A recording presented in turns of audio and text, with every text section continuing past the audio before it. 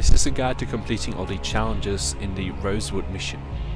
Whilst you're completing all the challenges, I strongly suggest you play on the normal difficulty, which is the easiest difficulty you can complete challenges on. Of course, if you complete challenges once, they stay unlocked forever. Later on, when you do your high score run, I suggest you play on the purist difficulty, which is the difficulty that you receive the most score on.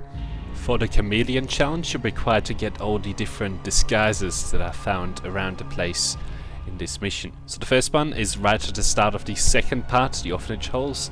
Just get this guard once the other guard is gone, and then you can take this guard's disguise.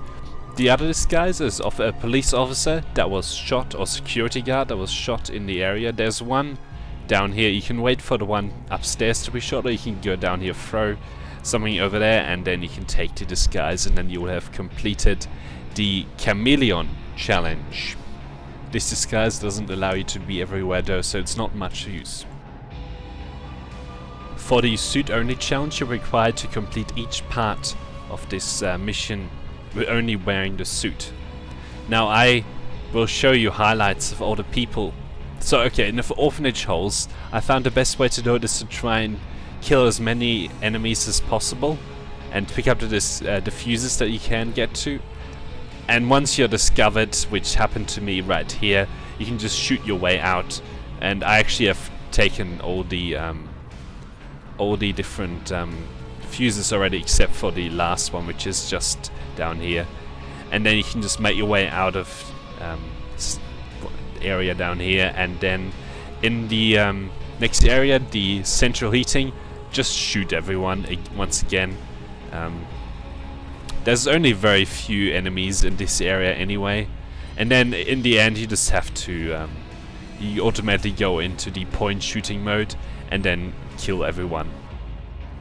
For the Good Samaritan challenge, you have to save the police officer before he gets killed. So I suggest you kill the guards, closest guards, and then sneak up on these, enter point shooting, and just kill them, which will very easily unlock the Good Samaritan challenge.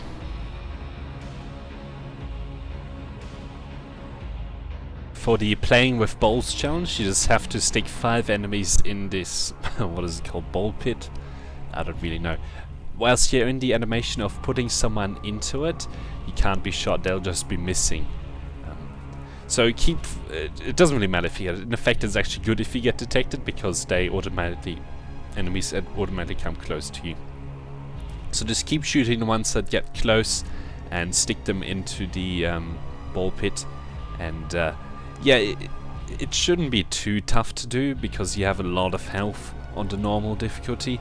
And whilst you drag someone around, just make sure you stay behind cover. After you've stuck in 5 enemies, you have completed the Playing with Balls challenge. At the start of the Subtle Injection challenge, just activate this checkpoint, get to it, and reload from it straight away. That will reset the enemy positions and will make this much easier to complete. So for this challenge, you have to throw syringes at enemies, and as far as I can tell, they can't turn hostile on you. It doesn't really matter if you get, I don't know, every time the enemy started shooting at me, I couldn't continue the challenge. So the syringes one of the syringes in this level is in the medicine room there, and this has 3 parts to it. The first one is to kill 3, the next 4, and then after that 5. So I'll just show you the last one, and for the whatever the first and second, just stop when you have to and restart from checkpoint. So for this guy, just wait for him to walk down here and throw the first syringe, or throw the syringe at him. You can recover syringes from the enemies.